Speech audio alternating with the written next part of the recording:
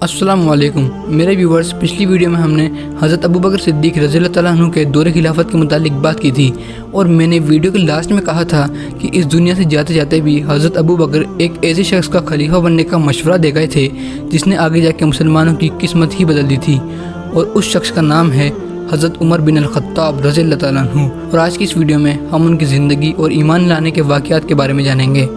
मेरा नाम है यासिर परवेज़ और आप देख रहे हैं इस खुलफ़ाए राशिदीन सीरीज़ का एपिसोड 3। सबसे पहले हज़रत उमर रज़ियल्लाहु तआला अन्हु की पैदाइश।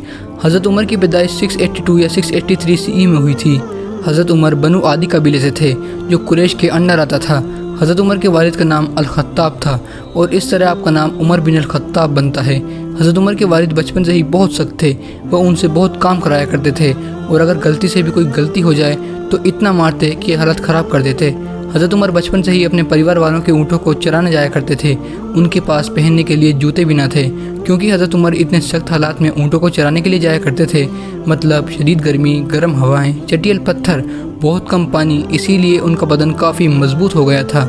अगर मैं आपको हज़रत उमर के फ़िज़िकल अपीयरेंस के बारे में बताऊँ तो वो काफ़ी लंबे चौड़े शख्स थे। मिसाल के तौर पे जब कभी भी लोग इकट्ठा होते और उसमें हज़रत उमर शामिल होते तो ऐसा लगता कि लोग खड़े हैं और हज़रत उमर घोड़े पर बैठे हैं। इतनी हाइट थी हज़रत उमर की और उनकी आवाज़ तो बहुत ज़्यादा डीप थी, इतनी डीप और असर करने वाली कि जब वो बोलते तो सब सुनते थे। इसके मुतालिक मैं आपको एक कहानी सुनाता हूँ। एक बार हज़रत उमर नाई के पास बाल कटाने जाते हैं और जैसा आप सब जानते हैं कि नाई हमारे बहुत पास होता है, और जब हज़रत उमर उस नाई को बताने लगे कि मेरे बाल कैसे काटना है तो उनकी आवाज़ सुनकर वो नाई डर गया और वहाँ से भाग गया। इस कदर डीप आवाज़ थी हज़रत उमर की। और हज़रत उमर ना सिर्फ अपनी आवाज़ और हाइट के लिए जाने जाते थे बल्कि वो फिज़िकली भी बहुत स्ट्रॉन्ग थे। वो पैसे कमाने के लिए रेसलिंग कॉम्पिटिशन्स में हिस्सा लिया करते थे और उनके बारे में ये बात मशहूर थी कि वो एक भी मुकाबला ना हारे थे। उस वक्त लिखना पढ़ना बहुत कम लोग जानते थे और हज़रत उमर भी उन्हीं कुछ लोगों में से थे। हज़रत उमर घुड़सवारी भी बहुत अच्छी तरह जानते थे और जंगी कामों मतलब तलवारबाजी, तीरंदाजी, नेज़ेबाजी, इन सब में तो आप बहुत माहिर थे। तो ऐसी प्रेजेंस थी हज़रत उमर की। हज़रत उमर अपने ज़माने के परफेक्ट शख्स थे। वो लगभग हर चीज़ में टॉप पर थे, इसीलिए हज़रत उमर का अपने कबीले पर काफ़ी असर रसूख था। लोग उनकी इज़्ज़त करते थे, उनको और उनकी बातों को बहुत सीरियसली लेते थे। और हज़रत उमर भी अपने कबीले से काफ़ी मोहब्बत किया करते थे और चाहते थे कि सब एक साथ रहें। चलिए अब बात करते हैं कि हज़रत उमर इस्लाम कैसे लाए, और ये काफ़ी इंटरेस्टिंग होने वाला है। अब ज़्यादातर लोग ये वाक़या तो जानते होंगे कि हज़रत उमर ठान कर नबी अलैहिस्सलाम को कत्ल करने जा रहे थे। फिर उन्हें खबर मिलती है कि उनकी बहन और बहनोई भी इस्लाम ले आए हैं। फिर बाकी का वाक़या पेश आता है। हम तफसील से इस वाक़े के बारे में बात करेंगे, लेकिन उससे पहले भी एक बहुत मजबूत किस्सा पेश आया था जिसने हज़रत उमर के दिल पर एक मोहर लगा दी थी। चलिए अब उस किस्से का आगाज़ करते हैं। इस किस्से की शुरुआत होती है कि जब हज़रत उमर शराब पीने के लिए रात में बाहर निकलते हैं। बहुत रात हो रही थी और शराब खाना बंद था। अब आगे बढ़ने से पहले आपको कुछ बातों का ध्यान रखना है। जैसे ये किस्सा रात का है, अभी हज़रत उमर इस्लाम नहीं लाए थे, इसीलिए वो शराब पीने निकले थे और वो नशे में नहीं थे क्योंकि शराब खाना बंद था और नबी अलैहिस्सलाम ने नबूवत का दावा कर दिया था और मुसलमानों की तादाद बहुत कम थी और उन्हें बहुत बुरी नज़र से देखा जाता था। अब आगे बढ़ते हैं। अब जब हज़रत उमर देखते हैं कि शराब खाना तो बंद है, फिर वो सोचते हैं कि क्यों ना काबे में जाकर थोड़ी इबादत की जाए। इबादत से मुराद बुत परस्ती। अब जब वो काबे के पास पहुंचते हैं तो देखते हैं कि काबे के बाहर एक शख्स खड़ा है और कुछ पढ़ रहा है। क्योंकि वक्त रात का था इसीलिए वो दूर से पहचान नहीं पा रहे थे। फिर जब वो थोड़ा पास जाते हैं तो देखते हैं कि ये तो मोहम्मद है।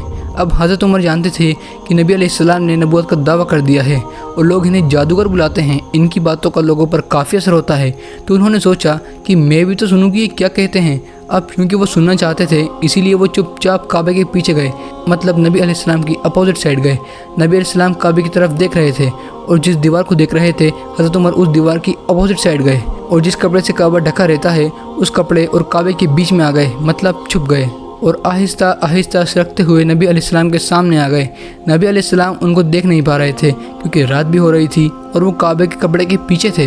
अब जब उन्होंने नबी अलैहिस्सलाम की बातें सुनना शुरू की तो वो नबी अलैहिस्सलाम की बातों से काफ़ी मुतासिर हुए और उन्होंने अपने मन में सोचा कि वाकई में लोग सही कहते हैं, इसकी बातें तो दिल पर असर रखती हैं। उस वक्त नबी अलैहिस्सलाम सूरह हाक़्क़ा पढ़ रहे थे। कुछ लोग वहाँ कहते हैं कि उस वक्त ये सूरत नाजिल हो रही थी, मतलब ये अल्फाज नबी अलैहिस्सलाम के नहीं बल्कि खुद अल्लाह के थे। लेकिन हज़रत उमर ने इन अल्फाजों को शेरों की तरह लिया और मन में सोचा कि ये तो बहुत अच्छे शेर पढ़ रहा है, इसकी बातें तो वाकई में दिल पर असर रखती हैं। लेकिन उसी वक्त नबी करीम सल्लल्लाहु अलैहि वसल्लम ने सूरह अल-हक़्क़ा की 41 नंबर आयत पढ़ी कि ये किसी शायर के अल्फाज नहीं, तुम बहुत कम ईमान लाते हो।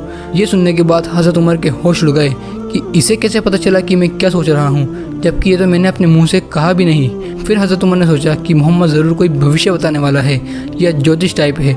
लेकिन फिर नबी अलैहिस्सलाम ने अगली 42 नंबर आयत पढ़ी और ना अल्फाज हैं किसी कहीन, मतलब फ्यूचर बताने वाले के। अब तो हज़रत उमर के पाँव तले ज़मीन खिसक गई थी।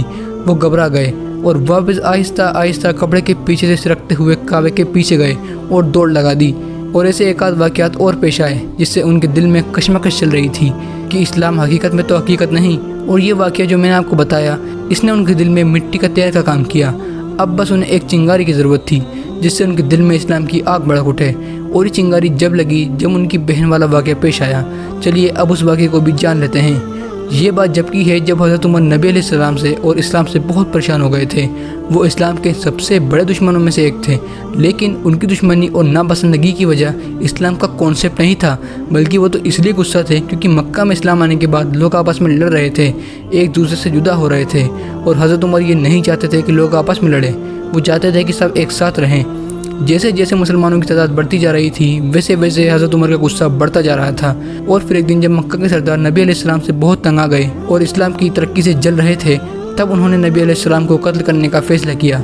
लेकिन ये बिल्कुल भी आसान न था क्योंकि पहले कबीलों में बहुत कंपटीशन था। हालांकि नबी अलैहिस्सलाम के अपने कबीले के लोग भी उनसे नाराज़ थे, लेकिन उन्हें ये कबूल न था कि कोई और कबीले का हमारे कबीले के किसी भी शख्स को हाथ भी लगाए। इसी वजह से लोग कतरा रहे थे। लेकिन सिर्फ हज़रत उमर ने कहा कि मैं आज मोहम्मद को कत्ल कर दूंगा, फिर जो होना होगा वो हो जाएगा। हज़रत उमर रज़ियल्लाहु तआला अन्हु बेखौफ और बेइंतहा बहादुर थे। वो उन लोगों में से थे जो अगर गलती से भी किसी बात पर अड़ जाते तो सर कटा देंगे, लेकिन अपनी बात से पीछे न हटेंगे। फिर वो तलवार निकाल कर खुल्लम खुल्ला नबी अलैहिस्सलाम के घर की तरफ कत्ल की नीयत से जा रहे थे। किसी की हिम्मत नहीं हो रही थी कि उन्हें रोकें, लेकिन फिर बीच में उन्हें हज़रत हुज़ैफा रज़ियल्लाहु तआला अन्हु मिल गए। पूछा, कहाँ जा रहे हो उमर? हज़रत उमर ने कहा कि आज तो मोहम्मद का मामला ख़त्म करके ही रहूँगा। फिर हज़रत हुज़ैफा ने कहा, ज़रा अपनी घर की खबर तो लो, तुम्हारी बहन और तुम्हारे बहनों भी ईमान ला चुके हैं।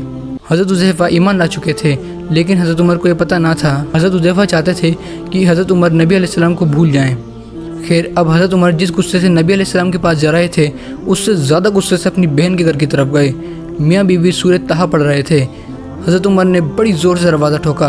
बहनों ने दरवाज़ा खोला, एक थप्पड़ लगाया। फिर दरमियान में बहन आ गई, उसे भी ज़ोर से एक थप्पड़ लगाया। बहन रोने लगी और खून निकलने लगा। बहन को रोते देख और खून निकलते देख आपका दिल ज़रा नरम हो गया और बहन से कहा, दिखाओ क्या पढ़ रही थी।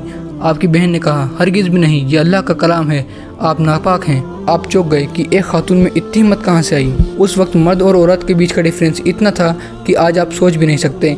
फिर आप नहाए, गुस्ल किया और सूरह तहा की तिलावत शुरू की।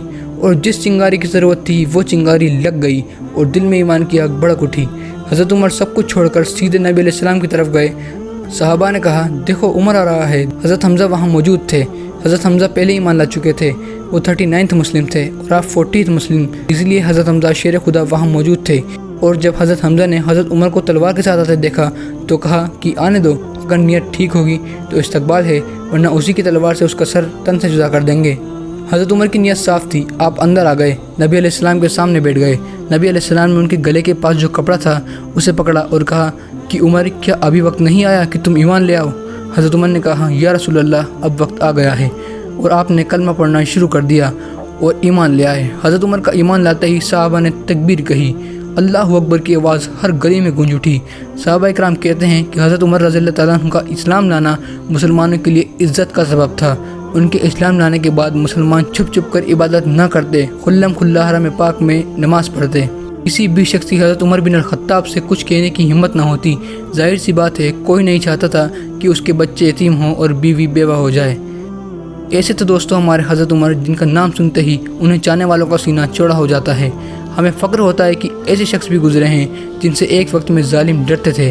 लेकिन दोस्तों, ये वाक़यात कुछ भी नहीं है। हज़रत उमर की असल शान जो अल्लाह ने उन्हें अता की थी वो आपको अगली वीडियो में पता चलेगी, जब हम उनकी स्टोरी को ईमान लाने के बाद से शुरू करेंगे और खुसूसन उनके दौरे खिलाफत की बात करेंगे।